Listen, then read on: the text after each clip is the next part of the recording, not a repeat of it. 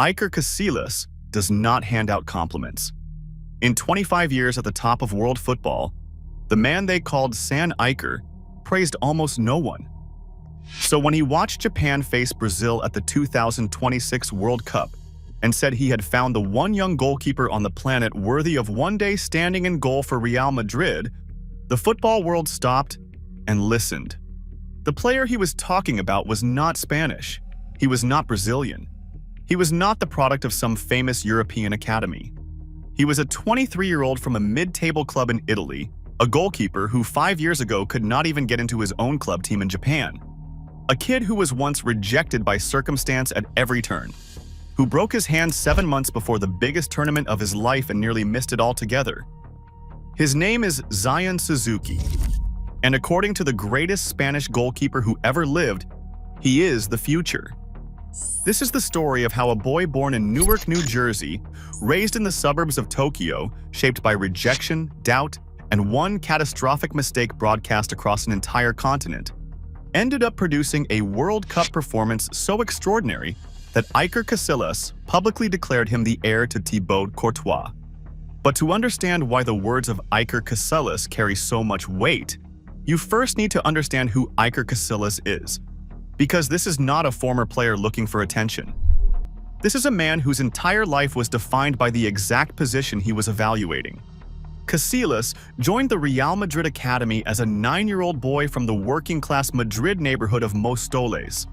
By 18, he was the starting goalkeeper for the biggest club on earth. By 19, he had won the Champions League. He would win it 2 more times, lift 5 league titles, captained Spain to 2 European championships, and in the 2010 World Cup final itself, stick out his right leg to deny Arjen Robben in a moment that decided the destiny of the entire tournament. Spain won. Casillas lifted the trophy as captain. More than 700 appearances for Real Madrid. More than 160 caps for Spain. There is a very short list of goalkeepers who can stand next to him, and every name on that list is already in a museum. So when Casillas talks about goalkeepers, he is not guessing. He spent his entire life inside that position. He knows the loneliness of it, the brutality of it, the way one mistake erases 90 minutes of perfection. And he knows, better than almost anyone alive, what separates a good goalkeeper from a great one. It is never just the saves, it is the mind.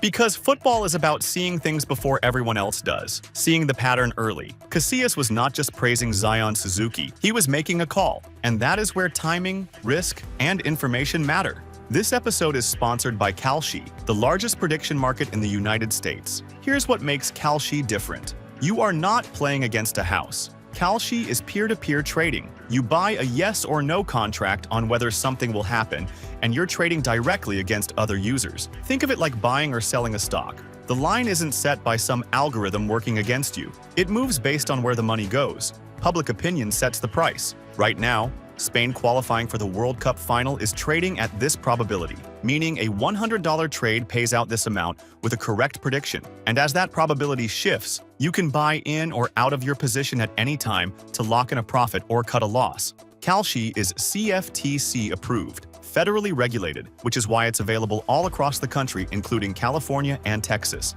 Download the Kalshi app and use code BIOS to get $10 when you trade $10. K-A-L-S-H-I. Kalshi. Trade what's next. Which is exactly why what he said after Japan played Brazil in Houston was so remarkable. Casillas made it clear he has never been wrong about a goalkeeper. He said that talent in that position is something he recognizes instantly, the moment he sees it. And he said that every single time he watches Zion Suzuki, he sees a player with every condition required to become world-class. Then he went further, much further. He said that of all the young goalkeepers in world football, Suzuki is the only one he looks at and believes could one day be worthy of succeeding Thibaut Courtois at Real Madrid. Think about the size of that statement. Courtois is widely considered the best goalkeeper of his generation. The man who single-handedly won Real Madrid the 2022 Champions League final. Replacing him is not a job. It is a burden that would crush most careers before they started. And Casillas, the most decorated goalkeeper in the history of that club, looked at the entire planet of young goalkeepers and picked one name: a kid playing for Parma. To understand how impossible that sentence would have sounded just 3 years ago, you have to go back to the very beginning. Back to a hospital in Newark, New Jersey in August of 2002. Zion Suzuki was born on August 21st, 2002, to a Ghanaian father and a Japanese mother. His parents named him Zion after the biblical Mount Zion. And almost immediately, his life took the first of many unexpected turns. The family did not stay in America. While Zion was still an infant, they moved across the world to Japan, settling in Urawa, a district of Saitama just outside Tokyo. That is where he grew up. That is the culture that raised him. Japanese school, Japanese friends, Japanese football. But growing up in Japan as a child of mixed heritage is not simple. The Japanese have a word for it: hafu. It describes people of mixed Japanese ancestry, and it carries a lifetime of complicated experiences in one of the most ethnically homogeneous societies on Earth. Suzuki did not look like the other kids in his neighborhood, and in a country where standing out is often treated with suspicion rather than celebration, he had to learn early how to carry himself. Those who know him describe a quiet, calm, deeply grounded personality. A kid who let his football do the talking. And the football talked loudly. Very loudly. He joined the youth system of his local club, Urawa Red Diamonds, as a small child, and moved through their academy year after year. Urawa is not just any club. They are one of the giants of Japanese football, with one of the most passionate and demanding fan bases in all of Asia. Coming through that academy means growing up under a microscope. By his mid-teens, Suzuki was no longer a prospect. He was the prospect. He was called into national youth camps across every age group, from the under-15s all the way up. Coaches saw the same things every time. The size. He would eventually grow to 6'3". The explosive reflexes, the strange, unteachable calm. And in early 2019, Urawa Red Diamonds did something they had never done before in their entire history. They handed a professional contract to a boy who was just 16 years and 5 months old. The youngest professional signing the club had ever made. 16 years old, the youngest ever, at one of the biggest clubs in Asia. The path to stardom looked like a straight line. It was not a straight line, it was a wall. Because standing between Zion Suzuki and the first team was a man named Shusaku Nishikawa, one of the most established goalkeepers in Japanese football, a veteran international who had no intention of giving up his place to a teenager. And in football, goalkeeper is the most unforgiving position of all when it comes to opportunity. Outfield players rotate. Goalkeepers do not. There is one shirt and someone else was wearing it. Suzuki made his senior debut on March 2nd, 2021, in a League Cup match against Shonan Bellmare, and he kept a clean sheet. 2 months later, he made his first league appearance against Vegalta Sendai. Another clean sheet. He was handed a run of matches when the veteran ahead of him hit a patch of poor form, and the teenager responded with 4 clean sheets in 6 league games. He won the New Hero Award in the 2021 League Cup. He was part of the squad that lifted the Emperor's Cup that December and the Japanese Super Cup soon after. Everything he touched seemed to confirm the hype. And then came the night in the Asian Champions League that nearly broke him. April 2022. Urawa were playing Lion City Sailors of Singapore in the group stage of Asia's biggest club competition. A routine back pass rolled toward the young goalkeeper. The kind of ball he had dealt with 10,000 times in training. And somehow, in front of everyone, it went horribly wrong. The touch betrayed him, the ball squirmed away, and it ended up in his own net. An own goal, in continental competition, by the golden boy of Japanese goalkeeping. For a goalkeeper, there is no hiding from a moment like that. A striker misses a chance and gets another one 2 minutes later. A goalkeeper makes one mistake and it becomes the only thing anyone remembers. The whispers started immediately. Maybe he was overrated. Maybe he was not ready. Maybe the calm exterior was hiding something fragile. Urawa would go on to win that entire tournament, defeating the Saudi giants Al Hilal in the final to become champions of Asia. And Suzuki was part of that squad, collecting a Continental Winners' Medal at just 20 years of age. But the bigger truth was becoming unavoidable. Across 2 seasons in the J1 League, he had made only 8 league appearances. 8. The most hyped young goalkeeper in the country was rotting on a bench, blocked by a veteran who would not move, at a club that would not force the issue. And that is when the phone rang from Manchester. In the summer of 2023, Manchester United, one of the most famous clubs on the planet, made an approach for Zion Suzuki. 20 years old, barely a handful of league matches to his name, and English football royalty was knocking on the door. For most young players, this is the dream. You say yes before they finish the sentence. You put on the red shirt, you cash the check, and you figure the rest out later. Suzuki said no. Let that sink in. A 20-year-old backup goalkeeper from Saitama turned down Manchester United, not because he lacked ambition, but because he had too much of it. At Manchester United, he would have been a project. A third-choice keeper training during the week and watching from the stands on weekends. Exactly the situation he was already trapped in at Urawa, except with a much bigger spotlight on his failures. What he needed was not a badge. What he needed was matches. A respected goalkeeping mind who had seen Suzuki up close in a training camp had already reached the same conclusion, insisting that this kid had to get to Europe as fast as possible and that the league did not matter at all. The only thing that mattered was playing. So instead of Manchester, Zion Suzuki went to Sint-Truiden, a modest club in the Belgian Pro League. From the theater of dreams to a town most football fans could not find on a map. The move was mocked in some corners. It looked like a step sideways at best. But Belgium has quietly become one of football's great finishing schools, and Sint-Truiden in particular has served as a landing spot for a whole generation of Japanese players making the jump to Europe. He began as the understudy there too, backing up a fellow Japanese goalkeeper. But this time, when the door opened, he kicked it off its hinges. Suzuki seized the starting job and simply never let go, racking up more than 30 league appearances in a single season. More football in 1 year in Belgium than in his entire professional life in Japan. The loan became a permanent deal, and across the continent, scouts started filling notebooks with the same name. The club that moved fastest was Parma. In July of 2024, the historic Italian club, freshly promoted back to Serie A, signed Suzuki on a 5-year contract for a fee reported in the range of 7.5 to 10 million euros, a record sale for the Belgian club.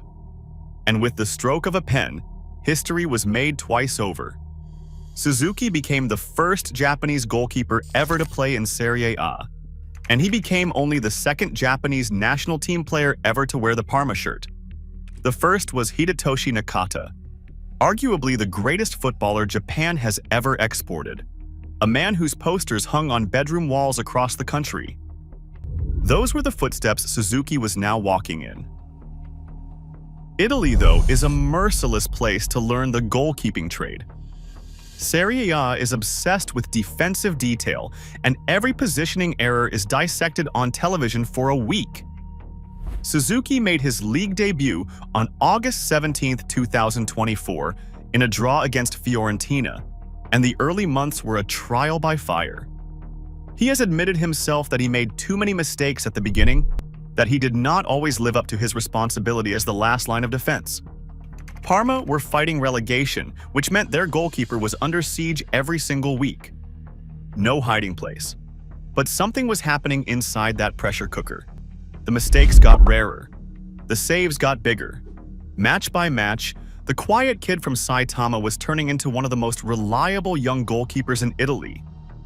There was even a night against Roma where he produced a double save so spectacular, so reminiscent of a certain Spanish legend, that Italian media openly compared him to Iker Casillas.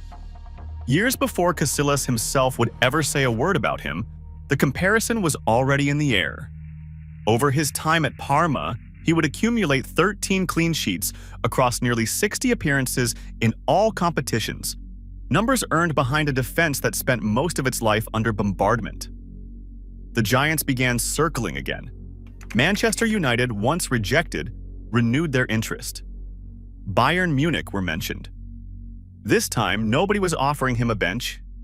And then, in November of 2025, with the World Cup just 7 months away, disaster struck. Parma against AC Milan, a match that finished 2 apiece, and somewhere in the chaos of it, Zion Suzuki broke his left hand. For a goalkeeper, a broken hand is about the cruelest injury the sport can offer. His entire profession lives in those bones. The timelines were terrifying. 4 months out, which meant a return, if everything went perfectly, in March of 2026, with the World Cup starting in June. No margin for error. His participation in the biggest tournament of his life was genuinely in doubt. The recovery was harder than the headlines suggested. Suzuki has spoken about how the most difficult part was not the healing, but the return. The struggle to rediscover his feel for the ball, those tiny sensations in the hands that goalkeepers depend on and that the rest of us never think about. A goalkeeper who does not trust his hands is not a goalkeeper at all. The answer came in March on a tour of Britain that will be remembered in Japan for a very long time. First, Japan went to Scotland and won 1-0. Then they faced England, one of the favorites for the World Cup, on their own turf. Japan won that one too. 1-0, and Zion Suzuki saved every single shot England put on his goal that day. 3 shots on target, 3 saves. The broken hand was history. The starting shirt for the World Cup was his. When Japan announced their 26-man squad on May 15th, 2026, his name was on the list, and everyone knew exactly who would be standing in goal. What almost nobody knew was what he was about to do there. Japan arrived at the 2026 World Cup in North America with the boldest ambitions in their footballing history. This was their 8th consecutive World Cup, and the country had grown tired of gallant exits. In Qatar, 4 years earlier, they had topped a group containing Spain and Germany, taken the lead against Croatia in the knockouts, and lost on penalties. This time, they openly talked about winning the entire tournament. And they had already given the world a reason to take them seriously, because in a friendly the previous October, Japan had beaten Brazil 3-2. The first victory over Brazil in the entire history of Japanese football. The group draw handed them the Netherlands, Sweden, and Tunisia. On June 14th in Arlington, Texas, Japan twice fought back from behind to draw 2 apiece with a Netherlands side that would tear through the rest of the group. 6 days later, Tunisia were dismantled 4-0, with Suzuki keeping a clean sheet. Against Sweden, Daisen Maeda gave Japan the lead before Anthony Elanga equalized, and the 1-1 draw sent Japan through to the knockouts as group runners-up, which set up the match that would change Zion Suzuki's life. June 29th, 2026. Houston Stadium. Japan against Brazil in the round of 32. On paper, this was a mismatch of historic proportions. Brazil had won this tournament 5 times. Japan had never won a single knockout match at a World Cup. Across their entire history, Japan had beaten Brazil exactly once in 15 meetings, and this Brazil side, now managed by Carlo Ancelotti, arrived with an attack built around Vinicius Jr., one of the most devastating forwards on the planet, flanked by weapons like Matheus Cunha and Gabriel Martinelli, with Casemiro anchoring everything behind them. For a goalkeeper, facing Brazil in a World Cup knockout match is the ultimate examination. One mistake and your tournament is over, your reputation rewritten. Every save is seen by hundreds of millions, so is every error. For 29 minutes, the 2 teams circled each other. Cunha nearly opened the scoring for Brazil with a brilliant individual effort from 20 yards, losing his balance but still getting the shot away, and Suzuki dealt with it perfectly, parrying the ball wide of the post so no Brazilian could pounce on the rebound. Not a flashy save, a professional one. The kind of save that tells your defenders they can trust you. Then, in the 29th minute, the stadium exploded. Danilo played a careless pass out of the Brazilian defense, and Kaishu Sano pounced on it, surging past Casemiro and unleashing a clinical strike from outside the box. 1-0 to Japan against Brazil in a World Cup knockout match. For the third consecutive World Cup, Japan had taken the lead in a knockout tie. Now they had to do the thing they had never done: hold. And that meant everything now ran through the 23-year-old in goal. What followed was one of the great individual goalkeeping displays of the tournament. Brazil came out for the second half transformed, and the pressure on the Japanese goal became relentless. Casemiro, atoning for his earlier sins, powered a header home at the back post to level the match. From that moment, everyone inside the stadium could feel which way the tide was flowing. Brazil poured forward hunting the winner, and Zion Suzuki stood in the flood and refused to move. Save after save after save. 4 of them in total, each one more important than the last, keeping his country level against one of the strongest attacking units in international football. His positioning was immaculate.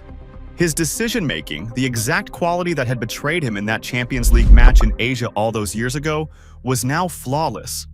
And then came the moment that will be replayed for decades. Late in the match, Vinicius Jr. finally produced the moment of magic everyone had been waiting for.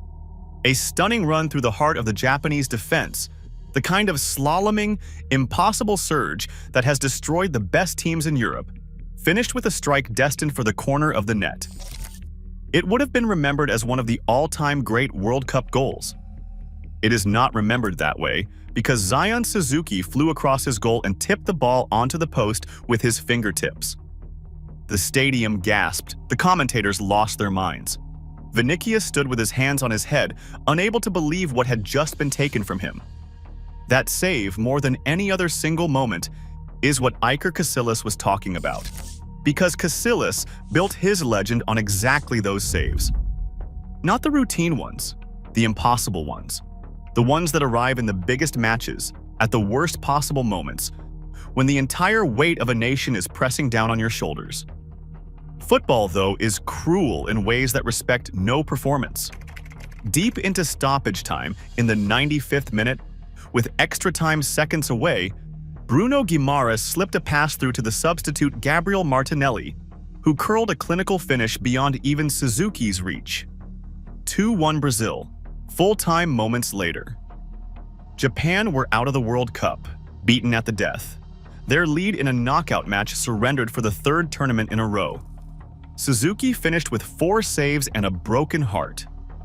He declined to answer questions in English afterward, the disappointment too raw, while his coach Hajime Moriyasu publicly took the blame and insisted the gap between Japan and the giants of the game was closing fast.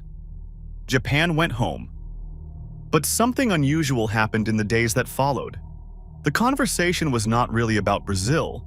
It was about the goalkeeper they could not beat for 94 minutes. And the loudest voice in that conversation belonged to Iker Casillas. The legendary Spaniard delivered an extended tribute to Suzuki that swept across the football world. He insisted that he has never once been wrong about a goalkeeper, that he recognizes talent in that position the instant he sees it, and that everything he sees in Zion Suzuki points toward a world-class future. He marveled that at 23, an age when he himself was still learning what it meant to be a top goalkeeper, this young man was already performing with the maturity of a decade-long veteran of the highest level. What struck Casillas most was not the shot stopping. It was everything underneath it. The decision-making, the positioning, the composure under a level of pressure that breaks even elite goalkeepers. He pointed out that Suzuki had stood in front of one of the strongest attacks in international football and never once looked overwhelmed, and he called that the unmistakable signature of a special goalkeeper. He spoke about personality as the one thing in goalkeeping that cannot be taught. Technique can be coached, distribution can be improved, but the personality to own the biggest moments is something you either have or you do not. And in his eyes, Zion Suzuki has it. Then came the sentence that turned a compliment into a coronation. Casillas declared that Suzuki is the only young goalkeeper in the world he could imagine one day being worthy of succeeding Thibaut Courtois at Real Madrid. He even reflected on the defeat itself, suggesting that Japan may have lost the match but found a gem, and that sometimes a defeat introduces a player to the world more powerfully than any victory ever could. He predicted that if Suzuki keeps working with the same humility and hunger, Europe will soon speak of him among the elite, and he promised that this would not be the last time the football world hears the name Zion Suzuki. Coming from anyone else, this would be generous praise. Coming from Iker Casillas, it is a prophecy with a pedigree. This is a man who occupied the Real Madrid goal for 16 seasons, who knows precisely what that shirt weighs, who understands what kind of human being can survive the scrutiny of the Bernabeu. When he looks at a goalkeeper and sees Real Madrid, he is not describing a transfer rumor. He is describing a psychological profile. He is saying this kid has the thing I had, and the market has clearly reached the same conclusion.